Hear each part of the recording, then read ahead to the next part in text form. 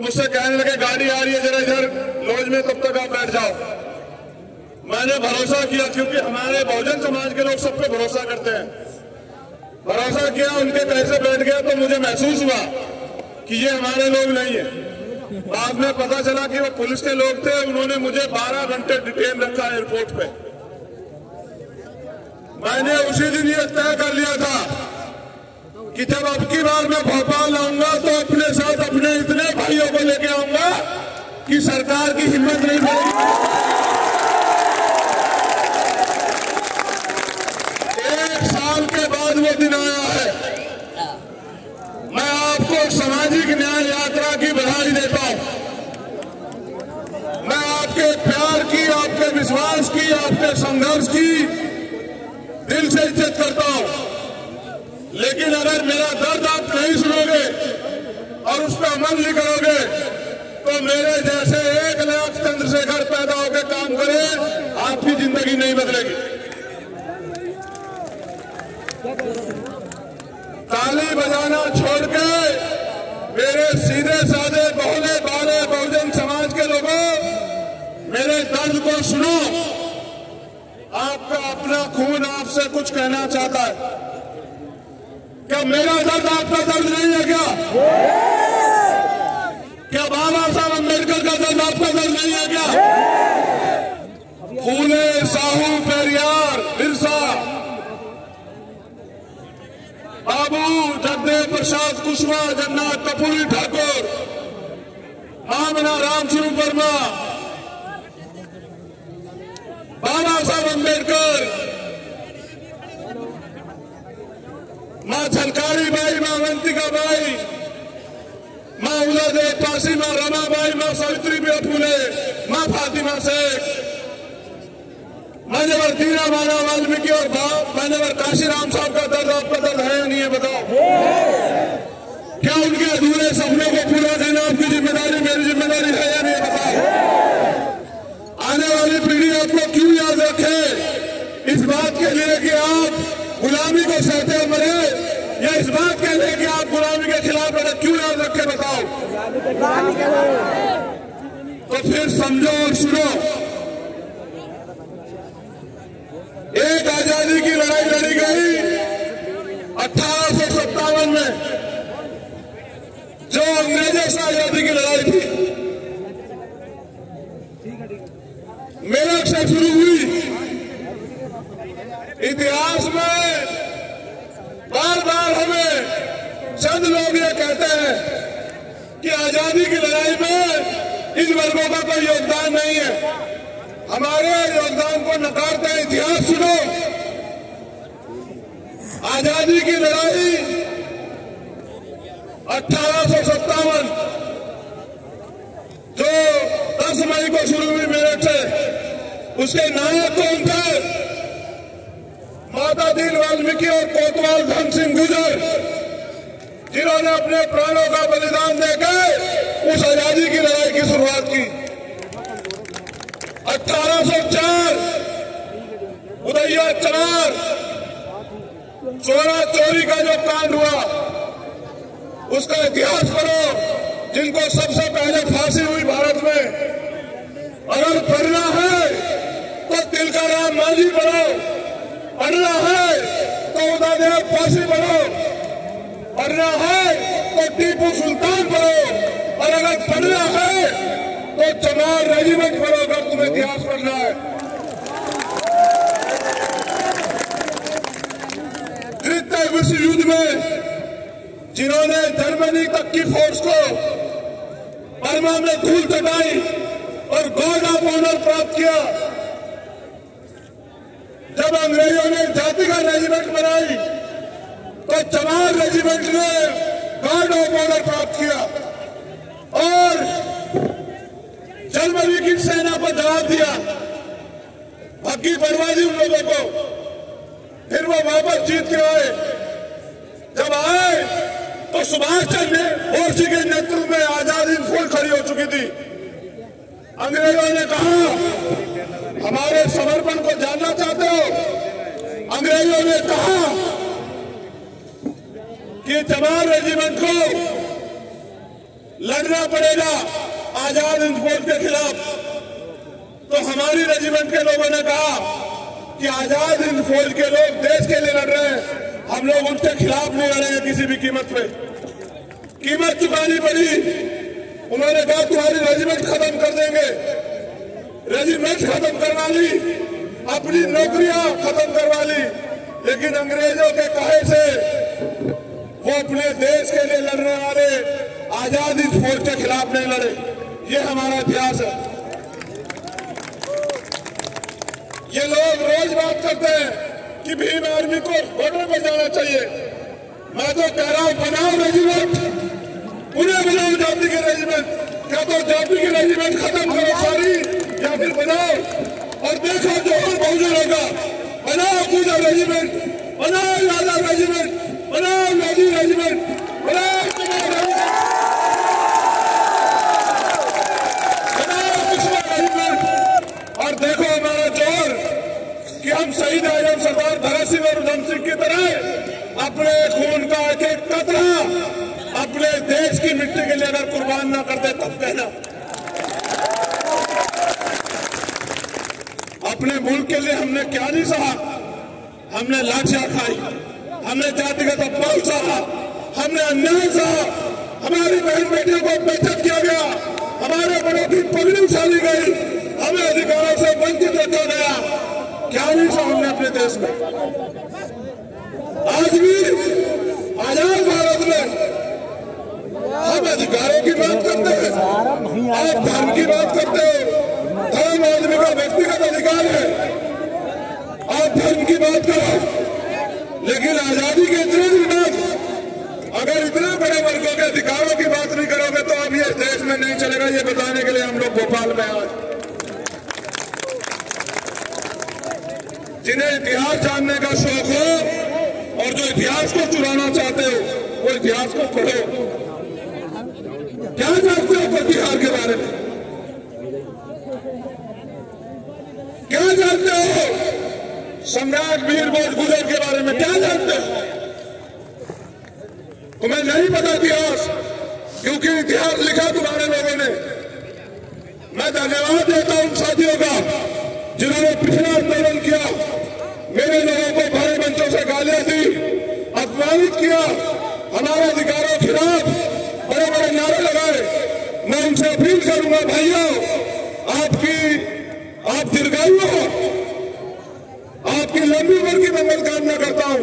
एक दो बार और आओ और बड़े पैमाने पर आंदोलन जिससे मेरा टूटा फूटा है बहुजन समाज एकजुट हो जाए। तुमने एक आवाज लगाई, आज ये मंच देखो। तुमने एक बार हमारे अधिकारों के खिलाफ आंदोलन किया, मैं आपका स्वागत करूंगा। पुनः आगे करें मेरे भाइयों, आप आपके लिए मंजूर कामना है। जो काम मैं नहीं कर पा रहा था वो आपने करके दिखाया, आपका कोटि कोटि।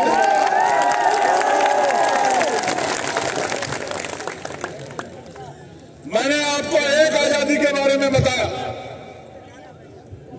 और भी इतिहास है उस आजादी का। दूसरी आजादी तब मिली जब बाबा साहब अम्बेडकर ने भारतीय संविधान में कमजोर वर्गों के आगे बढ़ने के लिए रास्ते खोले। आजाद तो देश 1947 में हुआ, लेकिन असली आजादी उन 26 जनवरी 1950 को संविधान लागू होने के बाद मिली। अगर हमारा राष्ट्रीय पर्व है तो वो 26 जनवरी 1950 है। दूसरी आजादी मिली, लेकिन आजादी अभी साथियों अधूरी है। मेरी बात पे गौर करो कि जब देश आजाद हुआ, अमीर अमीर रह गया, गरीब गरीब रह गया। आजादी से पहले गैर बराबरी पर आधारित व्यवस्था थी।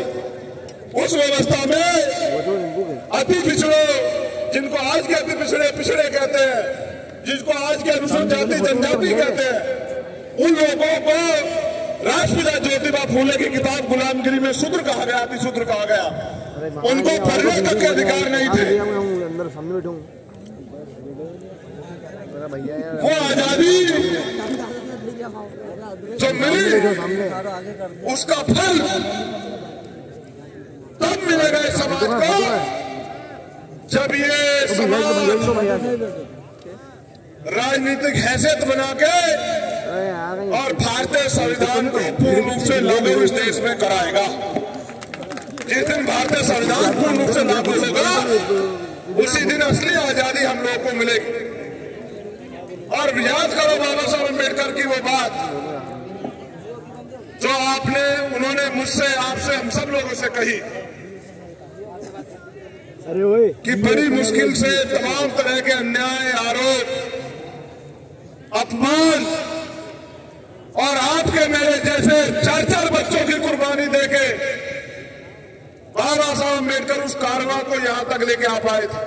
उन्होंने अपील की मुझसे और आपसे कि इस कारवां को पीछे मत जाने देना। मेरे बच्चों, मैंने बहुत अपमान सहा है, आज कारवां पीछे जा रहा है। समाज की निगाह है आप योद्धाओं पे जो इस मंच पे बैठे और जो वहां बैठे हैं। मैं जितना सम्मान इनका करता हूं उतना आपका भी करता हूं, उसका भी करता हूं जो वहां दीवार पे खड़ा है, जो वहां गाड़ी पे बैठा है, मैं उसका भी जरा सम्मान करता हूं। वो बात बाबा साहब ने उन लोगों से, सब लोगों से कही जिनके ऊपर उम्मीद थी। आज नौजवान साथियों के साथ हमारी माताएं बहनें धूप में बड़ी मेहनत से बैठी हुई है।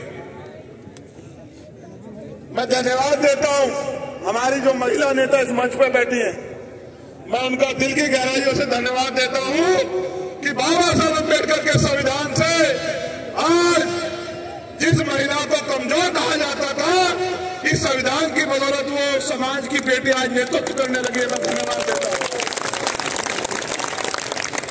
मैं धन्यवाद देता हूं उन बच्चियों को, लक्ष्मी को, और एक जो दूसरी बच्ची थी वो बामनिया, खुशी, और वो छोटा बच्चा। ऐ मेरे भोले समाज के लोगों, वो बच्ची 5 साल की समझती है, आप लोग नहीं समझ पा रहे हो। वो 5 साल की बच्ची समझती है कि हमें अपने अधिकारों के लिए लड़ना है। आवाज नहीं आ रही है?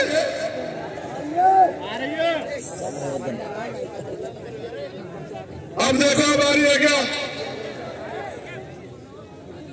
धन्यवाद करता हूं यहाँ के प्रशासन के लोगों का, यहाँ के पुलिस के कर्मचारियों अधिकारियों का। पिछला मुकाबला मुख्यमंत्री जी से था, इस बार आपके सम्मान में कह रहा हूं, एक व्यवस्था नहीं की आपने। अपने रिश्तेदारों के लिए 3000 की फोर्स लगा कर व्यवस्था कराते हो।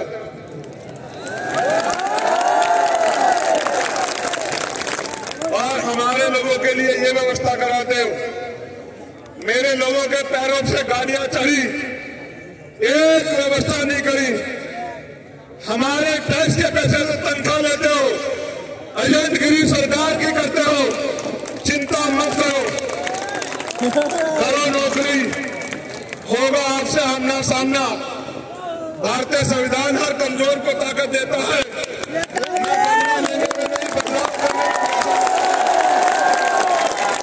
जिनके लिए आज व्यवस्था नहीं की, वो लोग इस अपमान को समझेंगे और वो मेहनत करेंगे और इतनी ताकत बनाएंगे, कल उनको सलाम करना पड़े। आपको याद रखना मेरी बात को।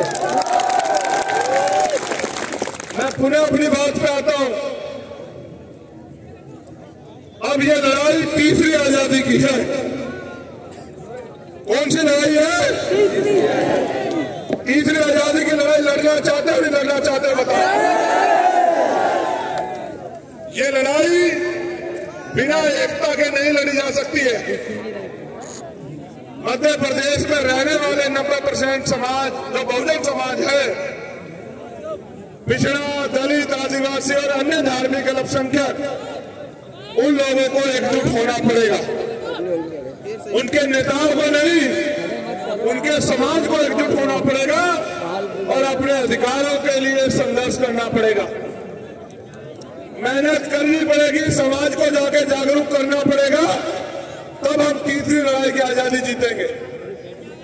क्या आपको 2 अप्रैल का अन्याय याद है?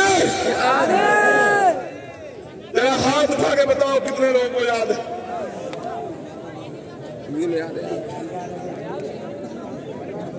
अब तो कान से सुनो बेटा, नालायक लोगों का कोई इलाज नहीं है। दोनों हाथ उठा के बताओ 2 अप्रैल का तार किन किन को याद है?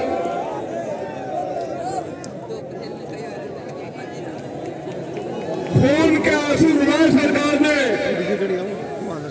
खून के आंसू, हजारों लोगों ने जेल काटी, इतने परिवारों ने शहादतें सही, कितने साथियों के बदन पे लाठियों ने खाल उधेड़ ली। हमारा खून बहा मध्य प्रदेश में 2 अप्रैल के आंदोलन में। सरकार के लोगों ने हमारा तमाशा बनाया, हमारा मजाक उड़ाया, हमारे खून पे हंसे सरकार के लोग। यही सरकार थी भारतीय जनता पार्टी की। इनसे बचने के लिए आपने कांग्रेस की सरकार बनाई। उन्होंने भी हमारे लिए कुछ नहीं किया। वो तो अपनी सरकार भी नहीं बचा पाए, अकेले वो सरकार का मुकाबला नहीं भी कर सकते। इसलिए अब बहुजन समाज के लोगों को अपने पैरों पे खड़ा होना चाहिए। हम ही ऐसे लोग हैं जो इनका सामना कर सकते हैं। ये दम अब यहाँ की कांग्रेस पार्टी में नहीं रहा। अब अगर इस निकम्मी सरकार को कोई उखाड़ के फेंक सकता है तो वो यहाँ उपस्थित मेरा बहुजन समाज है, वही उखाड़ के फेंक सकता है। हमारे हक छीने जा रहे हैं, हमारे प्रदेश में हमारे हक छीने जा रहे हैं, क्योंकि हम लोग एकजुट नहीं है। अगर हमें हक बचाने हैं, यह हक देने वाला बनना है, तो हमें एकजुटता करनी पड़ेगी। क्या आप एकजुटता के लिए तैयार हो? जो सवाल पूछ रहा हूं उसका जवाब मन से दोगे? अगर पिछड़े वर्ग के भाइयों के अधिकारों पे आ चाहोगी तो खून तक देने के लिए तैयार रहोगे? बताओ, दोनों हाथ उठा के बताओ। अगर मेरे आदिवासी भाइयों पे अन्याय होगा तो संघर्ष करने के लिए, खून देने के लिए तैयार हो क्या? बताओ। और जो यहाँ मेरा आदिवासी और पिछड़े वर्ग का परिवार है, अल्पसंख्यक वर्ग का, मैं अल्पसंख्यक वर्ग के लिए भी पूछना चाहता हूँ, उनके साथ अन्याय होगा तो उनकी लड़ाई लड़ने को लिए तैयार हो या नहीं हो? बताओ। अब मैं इनसे पूछना चाहता हूँ, क्या आप इन दलित समाज के स्वाभिमानी लोगों के हक अधिकार की लड़ाई को इनके साथ मिलकर लड़ने के लिए तैयार हो या नहीं हो? बताओ। अगर ये एकता बन जाएगी, भाईचारा बन जाएगा तो हमारे लोग आगे बढ़ेंगे। मैं खुद अपने भाइयों के लिए इस एकता को बनाने के लिए हमेशा प्रयास करता रहता हूं। अगर खून भी देना पड़ा तो चंद्रशेखर आजाद का ये वादा है, भीम आर्मी का ये वादा है, हमारे राष्ट्रीय अध्यक्ष, हमारे राष्ट्रीय महासचिव, हमारे तमाम सीनियर नेता यहाँ हैं, हमारे प्रदेश के दोनों अध्यक्ष। मैं चंद्रशेखर आजाद आपसे वादा करता हूं, इस एकता के लिए अगर अपने खून का भी बलिदान करना पड़ा बहुजन भाईचारे के लिए तो हम लोग तैयार।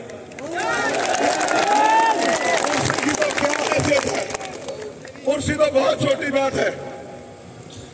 हमें दुश्मन की साजिश को कामयाब नहीं होने देना, अपनी एकता बना के रखनी है। आज हम यहाँ क्यों इकट्ठा हुए बताओ? मांग पत्र देने के लिए। जो मांग पत्र मैंने पढ़ा, तुम चाहते हो उसकी मांग पूरी हो? दोनों हाथ उठा के बताओ, पूरी हो या नहीं? वो जो वहां खड़े हैं वो बताओ, पूरी हो या नहीं हो? ये मांग पत्र तुम्हें क्यों देना पड़ रहा है? क्योंकि तुम्हारा राज यहाँ नहीं है। ये मांग पत्र सरकार को हम लोग 1 महीने का समय देते हैं अध्यक्ष जी। अगर 1 महीने के अंदर हमारी मांगे पूरी नहीं हुई तो हम इससे भी बड़े जन सैलाब के साथ फिर भोपाल आएंगे। लेकिन मुझे आपसे कुछ और कहना है, मुझे आपसे कुछ और कहना है। अगर इस मांग पत्र का मैं घोषणा पत्र बना दूं, अगर अकेले रहोगे तो मांगना पड़ेगा, मांगना ऐसे, और अगर एकजुट हो जाओगे तो ये तुम्हारा घोषणा पत्र हो जाएगा। घोषणा